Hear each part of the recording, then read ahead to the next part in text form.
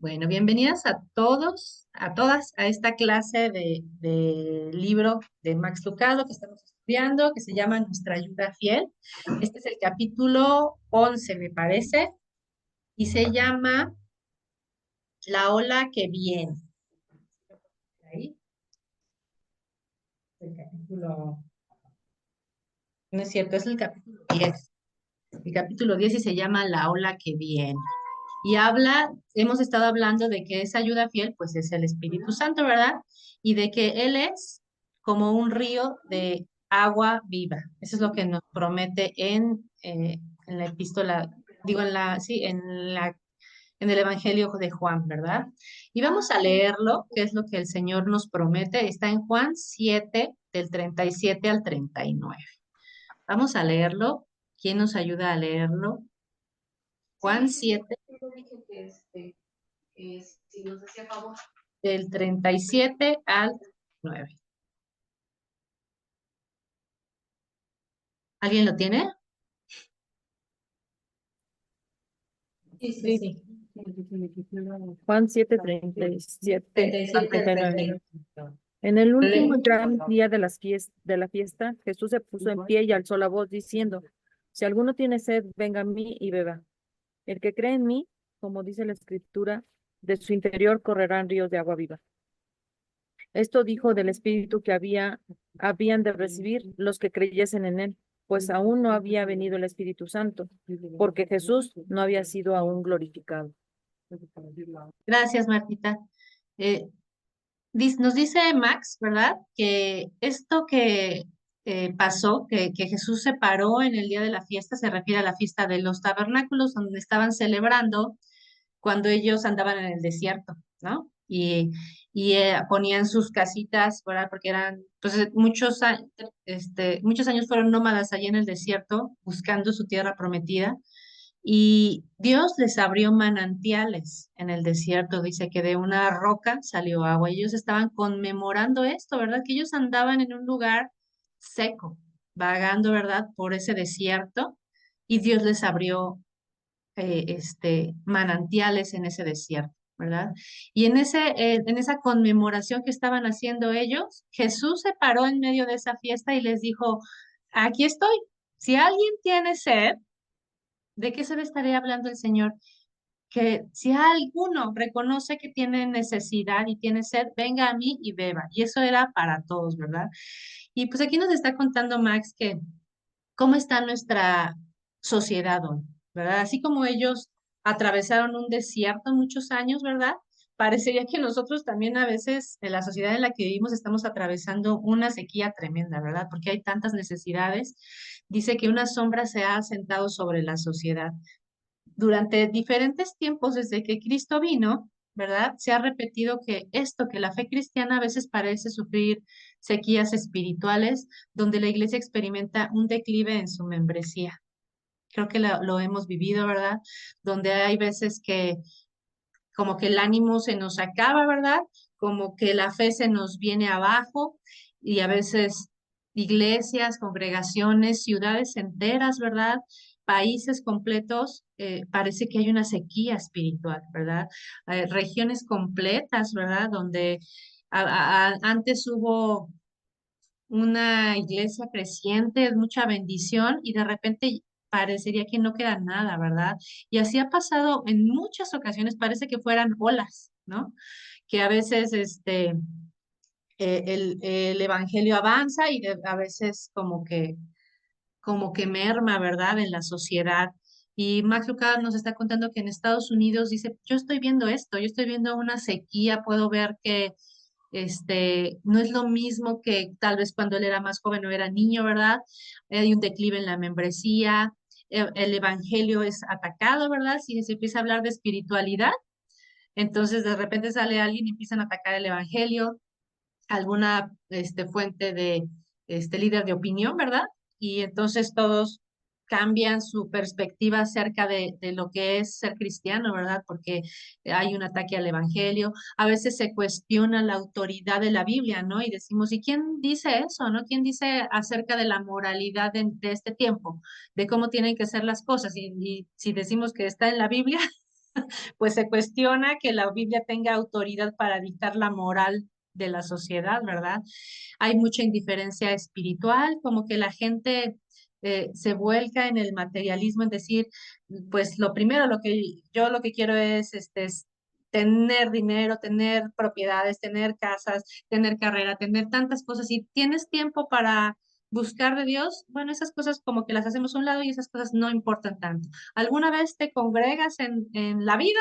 O, una vez en Navidad, ¿no? Voy a la iglesia o cuando hay un bautizo o cuando hay una boda, ¿verdad? Y entonces la espiritualidad en la sociedad se minimiza, ¿verdad? Como que como si no fuera parte de nuestra vida, como si fuera algo muy pequeñito que no existe, como si nuestro espíritu se encogiera, ¿verdad?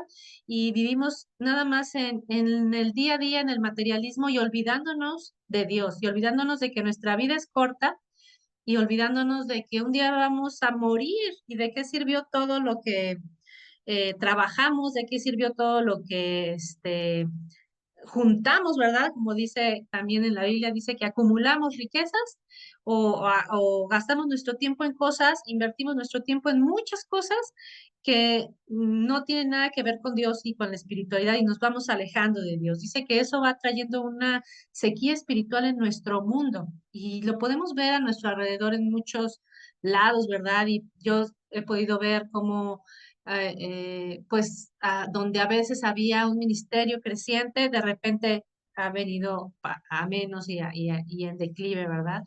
Y es doloroso ver así esa sequía, pero no es algo nuevo, muchas veces ha pasado en la historia moderna, ¿verdad? Desde que Cristo vino hace 2000 años, donde la iglesia comenzó en Pentecostés con tanta gente, ¿verdad? Que se convirtió y después para abajo, ¿verdad? Y después vino un avivamiento en tal o cual lugar y la reforma y se levantó, inició, por ejemplo, también la iglesia metodista, ¿verdad? Con un avivamiento muy grande y después decayó en ciertos países o en ciertos lugares. Y así, ¿verdad? Parece como que si fueran olas.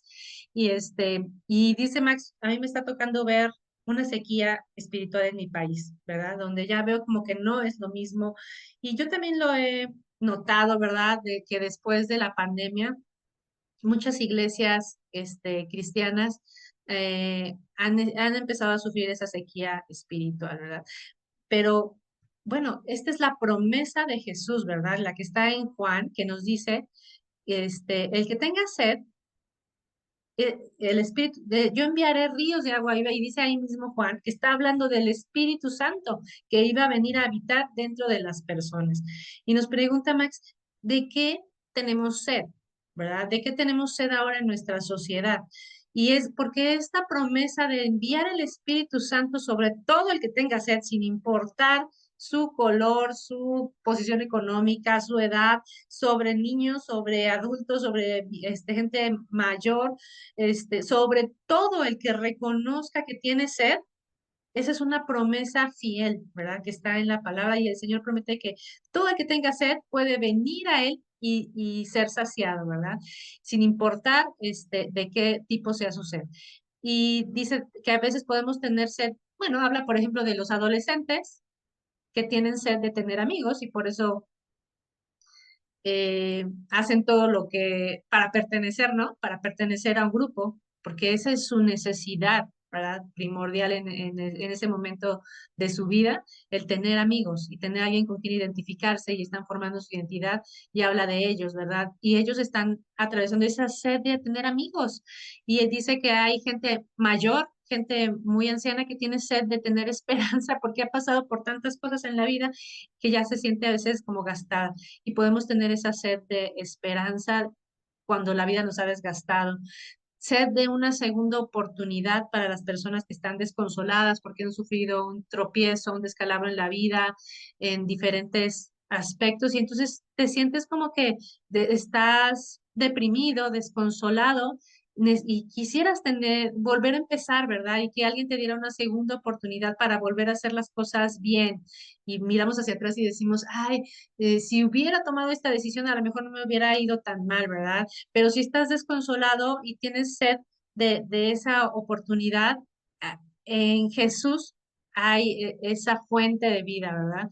Y luego nos dice que también puede podemos tener sed de aceptación para una mujer llena de vergüenza, ¿verdad? Habla de, qué chistoso que este no es un libro para mujeres, pero habla de esto, ¿verdad?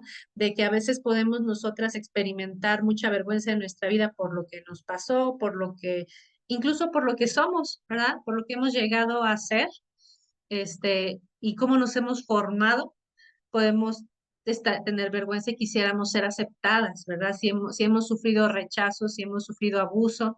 Dice que una mujer así, que tiene vergüenza, está llena de vergüenza, tiene sed de aceptación, ¿verdad? Tenemos sed de ser felices también, ¿verdad? De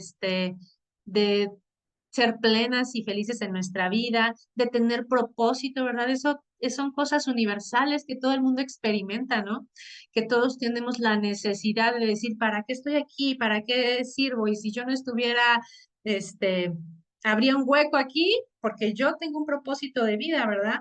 O nadie me extrañaría. Entonces, esa sed de propósito, sedientos de también de respuesta y fortaleza, a veces cuando ya estamos tan cansados y no vemos salida, ¿verdad? Y queremos ver una respuesta, bueno, Jesús nos ofrece, por eso en ese día ya no aguantó más y aunque era la fiesta, y sabía que mucha gente y muchos enemigos estaban buscándolo, ¿verdad? Para matarlo, se paró en medio de la fiesta y dijo, el que tenga sed, venga a mí y beba, ¿verdad? Porque no hay otra fuente que pueda satisfacer todos los anhelos de nuestro corazón, todas las necesidades que tenemos, sino Cristo. Cristo es la única fuente, ¿verdad? Así como en el desierto no había nada y a veces caminaban días y mm, pues me imagino así, no sé si la tierra rota, ¿verdad? O lleno de arena, ¿verdad? Por falta de agua y decían, ¿y ahora? Nos vamos, y muchos sí lloraban y se querían regresar a Egipto y decían, ¿para qué salimos? ¿Para morirnos aquí en el desierto? Así como ellos estaban en una tremenda necesidad, igual nosotros en nuestros días, nosotros y nuestras familias, nuestros hijos, todos experimentamos una sed tremenda, espiritual, emocional, como decía aquí, de aceptación, de tener una segunda oportunidad, tantas necesidades que hay en nuestra vida. Y así como Dios abrió una roca, tocó la roca y de esa roca salió agua para que ellos bebieran, así Jesucristo es la roca que hoy, al ser abierta, fluye el Espíritu Santo, ¿verdad? Y Él es el único, en Cristo es el único en que podemos satisfacer todas nuestras necesidades, no importa de qué tipo sean, ¿verdad? Aquí nos ponen una gama de todo lo que a veces podemos experimentar, ¿no? Desde los adolescentes y también los niños, ¿verdad? También los niños tienen sed de aprecio, de cariño, de tantas cosas, ¿verdad? Y los bebés, pues más, ¿verdad? Hasta la gente muy anciana, ¿verdad? Todos tenemos, estamos llenos de necesidades y anhelamos, necesitamos que alguien las satisfaga. La promesa que Jesús hizo ese día es, si ustedes se acuerdan de lo que vivieron en ese desierto, aunque ustedes ni siquiera pasaron por ahí porque fueron sus padres y sus abuelos, este, Dios no los permitió morir de sed. Y así también Dios envía ahora lo que se necesita, lo que es más apropiado para nuestra sed en estos días, que es el Espíritu Santo, ¿verdad?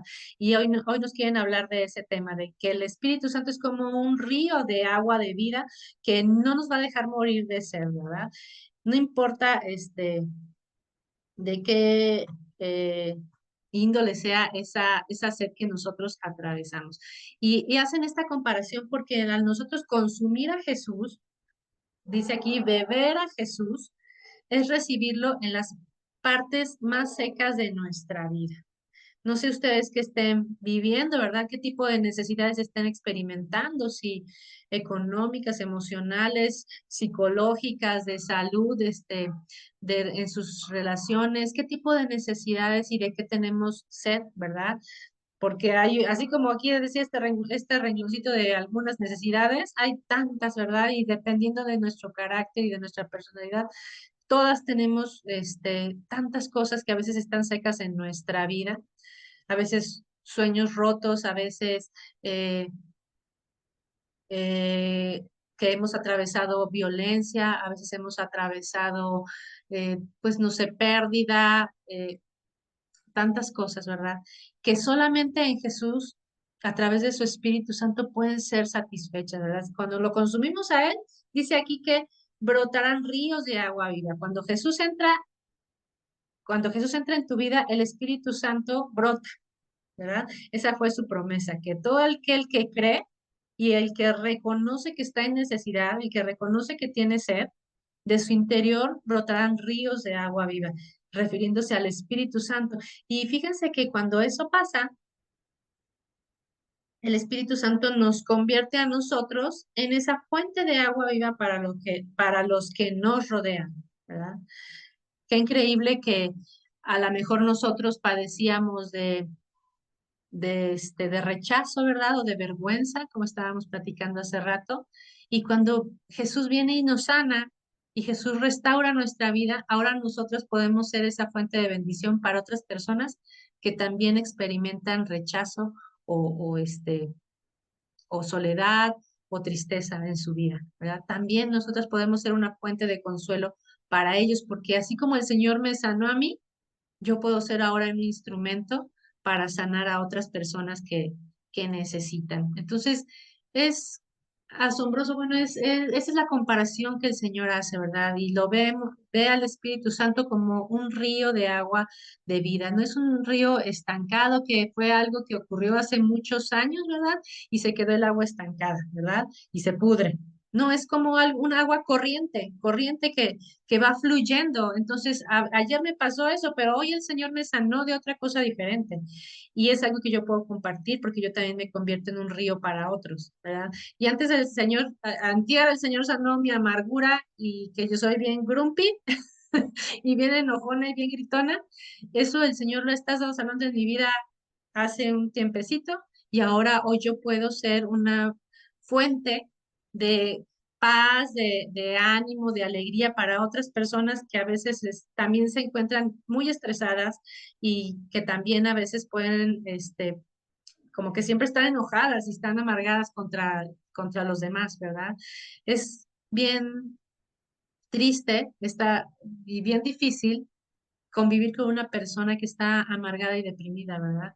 No cualquiera puede estar junto a una persona así, pero si el Señor nos ha sanado de eso, entonces comprendemos lo que es que una persona esté muy enojada y esté amargada, y entonces podemos ser una fuente de vida para ellos, ¿verdad? Para los que atraviesan esa situación. Entonces el Señor en eso nos convierte en fuentes de agua de vida para los demás.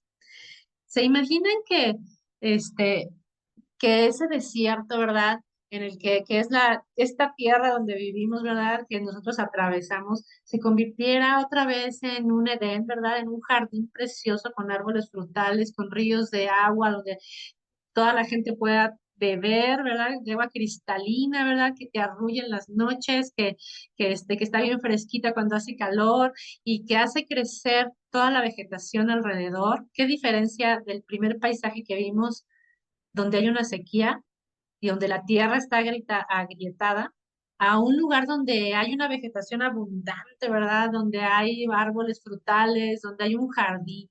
Y pienso que a eso vino el Espíritu Santo, a traer ese jardín de vuelta a la tierra, ¿verdad?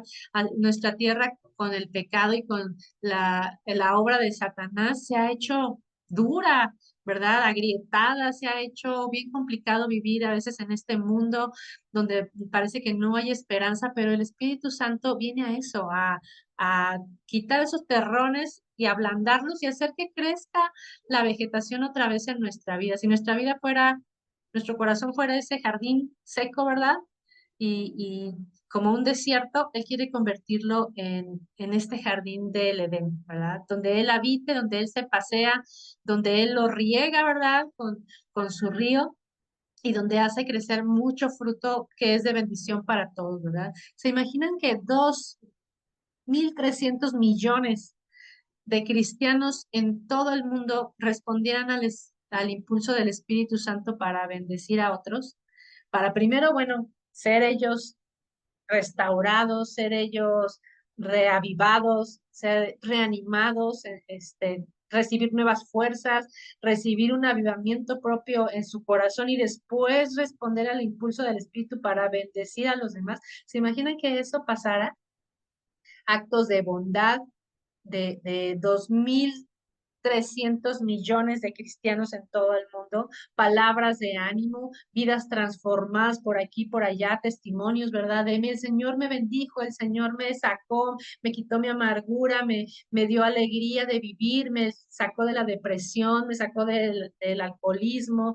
Imagínense ver eso, ¿verdad? Porque actualmente esa es la cifra que dice Max que hay, no sé en qué año se escribió este libro, 2.300 millones de cristianos, que cada uno de ellos, llenos del Espíritu Santo, transformados, llenos de esa agua de vida que les hace fructificar y florecer, empezaron a vivir así, ¿verdad? Y de repente en las mañanas, bendiciones para su familia, para todos los que les rodean, porque con actos de amor, actos de bondad, de paciencia, de todos los frutos del Espíritu, ¿no? Imagínense que todos los cristianos ya maduros, ¿verdad? Llenos de frutos, empezaran a vivir así, animando a los demás, bendiciendo a los demás. Entonces, dice aquí que podría producirse un avivamiento en nuestros días, ¿no? Y pienso que hay lugares del mundo donde sí está ocurriendo esto, ¿verdad? Y incluso hay lugares en México donde se están produciendo ya estos avivamientos y eran tierras áridas, ¿verdad? Donde el evangelio no entraba, donde incluso hasta podían haber persecución contra los cristianos, ¿verdad? Y violencia contra los cristianos, y de repente el Señor moviendo todas las cosas, trayendo un avivamiento en nuestro país, en nuestra colonia, en nuestra familia, en nuestra vida, ¿verdad? Donde antes había enojos y pleitos y sombrerazos, ahora hay paz y bendición. Que así fuera, ¿verdad? Y esa es nuestra oración. Dice Max, nos platica que son como olas que han ocurrido por todo el mundo y a veces es hermoso ver esos avivamientos, ¿verdad? Y es triste ver cuando se acaban, ¿verdad? Pero nosotras tenemos ¿de qué tenemos sed? Tenemos que buscar al Espíritu Santo para que ese avivamiento se dé en nuestro tiempo, en nuestro lugar, en nuestra vida. Dice que en 1801 era una tierra árida igual, donde pues apenas 1800 se me hace como que, uff, a bien lejos, ¿verdad? Siento como que apenas estaba poblando Estados Unidos y y dice que bueno, ahí nos platica, ¿verdad? Que había muy poco movimiento espiritual, ¿verdad? Que había, bueno, eso cuentan, ¿verdad? Que casi no había gente cristiana ni religiosa en ese país, ¿verdad? Había, dice, uno de 100, ¿verdad? Uno de 100 había. Pero luego, en 1801, comenzó en la iglesia de Cambridge y se extendió por toda la frontera como una lluvia de primavera. Dice, era una sequía tremenda donde no había palabra de Dios, no había cristianos, no había, la gente venía a Estados Unidos, pero por un pedazo de tierra, ¿verdad? Para colonizar, pero no, venían no había gente creyente ni religiosa. Y de repente en esa época, en 1801, las iglesias comenzaron a crecer, los cristianos comenzaron a influir en la sociedad. Dice que es como que Dios visita a su pueblo restaurando y reanimando. Y entonces grandes energías que hasta entonces estaban adormecidas se despiertan y nuevas fuerzas que se habían preparado durante mucho tiempo bajo la superficie estallan y comienzan a existir. Eso es un avivamiento, ¿verdad? Y creo que hemos leído, hemos oído de eso y Dios mediante, no sé si a alguno de ustedes le ha tocado vivir eso, ¿verdad?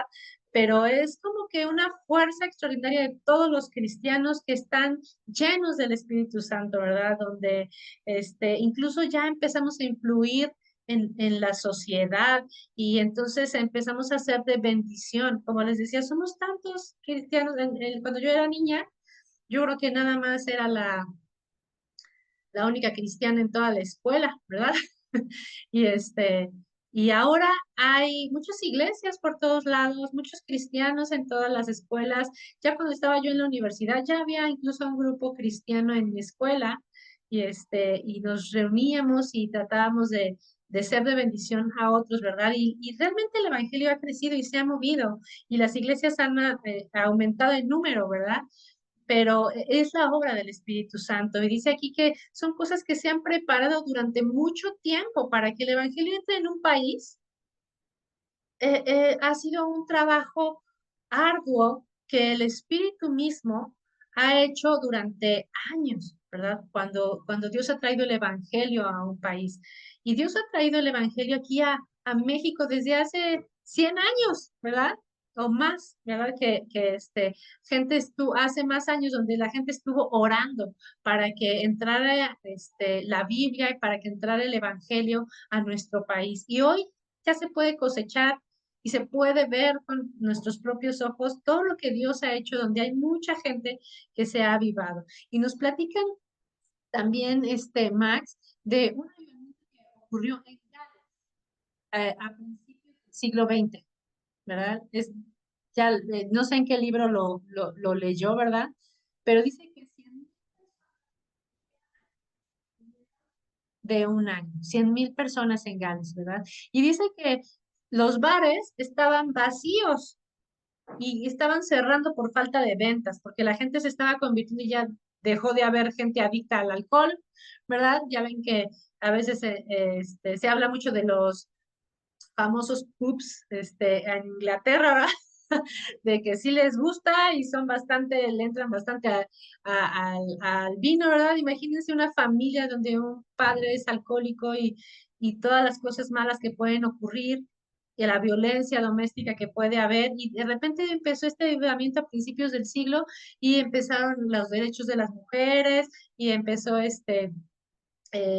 haber bendición y paz en los hogares. Dice que los bares empezaban a estar vacíos y cerraban por falta de ventas.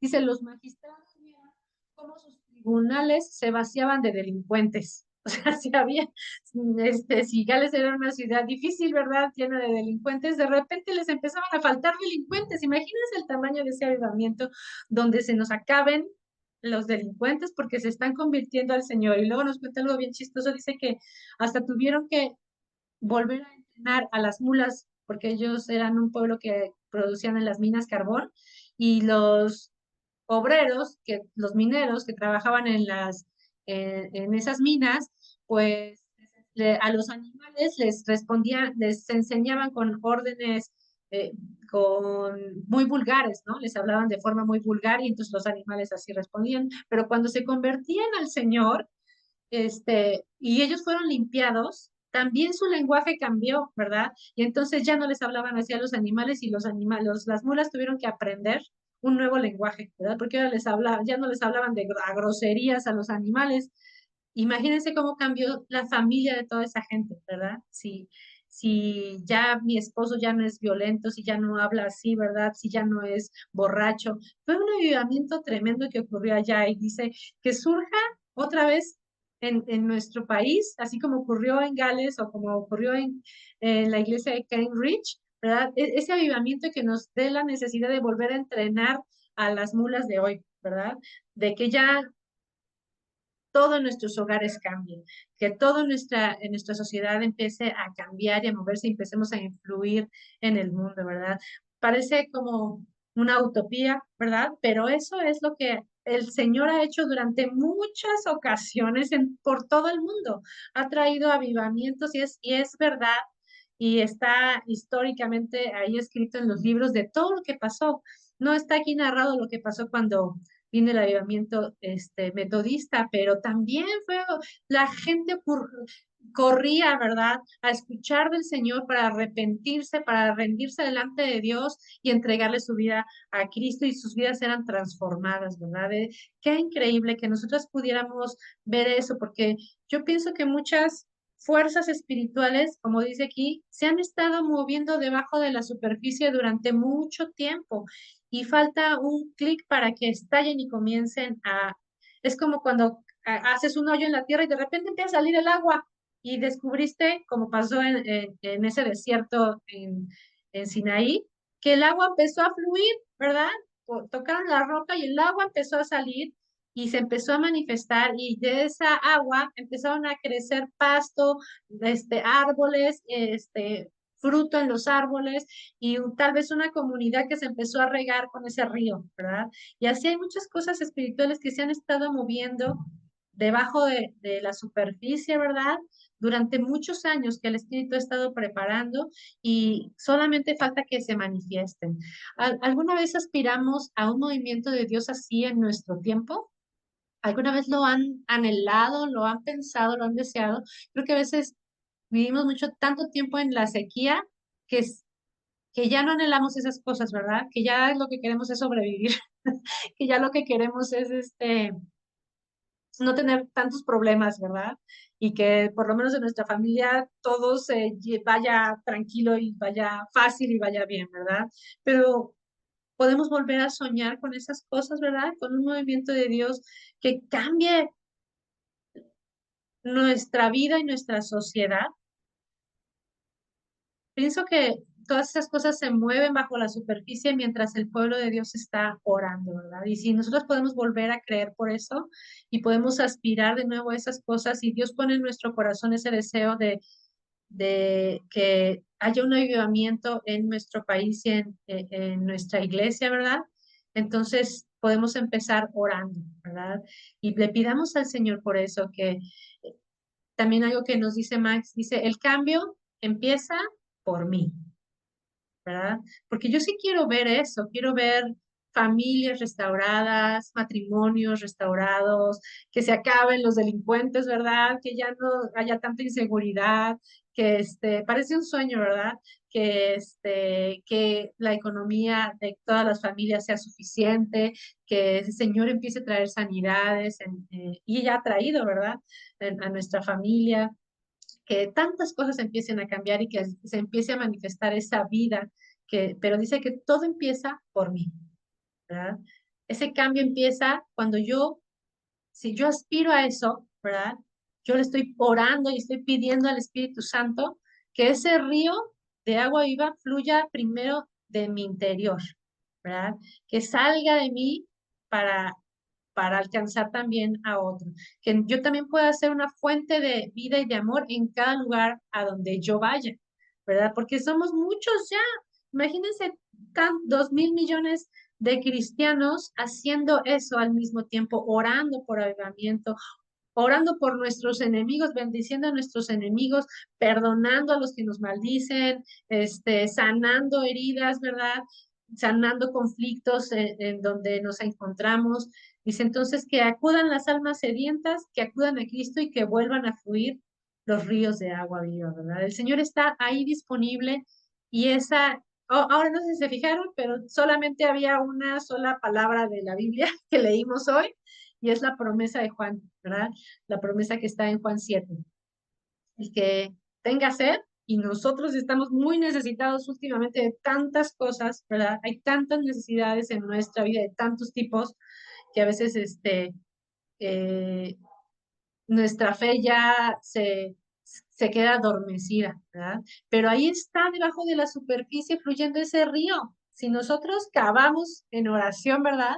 Ese río va a fluir, ese río de agua, de vida, del Espíritu Santo va a fluir primero en nosotras y vamos a ser fortalecidas y vamos a ser animadas y avivadas primero nosotras, cada una de nosotras, y después ese río va a fluir, ¿verdad? Y yo tengo fe en que así sea. No sé si alguna de ustedes quiere compartir algo al respecto acerca de su testimonio o de lo que piensa que Dios puede hacer en nuestras vidas. ¿Cómo ven? Algunas de ustedes han pensado en esto, en que pueda haber un avivamiento, en cómo sería, ¿verdad? Aunque es lo que Dios nos está llamando a hacer, ¿verdad? O llamando a pedir, ¿verdad? Porque a veces pensamos como que un avivamiento es algo que a mí me va a costar mucho, ¿no? Pero aquí en la Biblia dice que el que tenga sed, venga a mí y beba. Y en Isaías dice gratuitamente, no es que tú vas a tener que trabajar por un avivamiento, realmente es algo que solamente Dios puede hacer, que nadie puede forzar, ¿verdad? Que solamente Dios puede hacer, pero sí necesitamos desearlo, aspirar a eso buscarlo, orarlo, ¿verdad? Sí necesitamos que el Señor encienda en nuestros corazones esa necesidad y reconocer que estamos sedientas y el Señor puede hacer grandes cosas y traer un avivamiento a nuestra vida. Pues entonces vamos a cerrar nuestra clase con una oración, ¿sale? Les agradezco mucho por haber estado en esta clase. Hemos estado viendo cómo el Espíritu Santo es tantas cosas en nuestra vida, ¿verdad? Porque Él es como un aceite, ¿verdad? Que sana heridas, como Él es que satisface toda nuestra necesidad como un río, no podemos vivir sin agua, ¿verdad? Así que no podemos vivir tampoco sin la presencia de Dios en nuestra vida, como Él, también es como la fuerza que nos platicaba, creo que Leti, que no tenemos por qué correr tanto, ¿verdad? Cuando tenemos un viento que nos empuja, ¿verdad? Y nos decía, iza tu vela, en lugar de estarle dando tan fuerte, llénate de la presencia del Señor. Y también el Señor como calma el caos en nuestra vida. El Espíritu Santo hace tantas cosas y una obra tan maravillosa en nuestra vida que Él es Dios, ¿verdad? Es maravilloso todo la obra que Él está haciendo en nuestro corazón. Y pues espero que hoy seamos llamadas a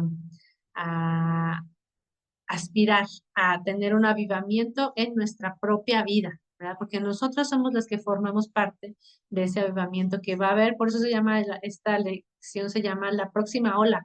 Esa próxima ola somos nosotras cuando dejamos que el Señor nos avive. Bueno, vamos a despedirnos. Muchas gracias por acompañarnos y que tengan bonita noche. Voy a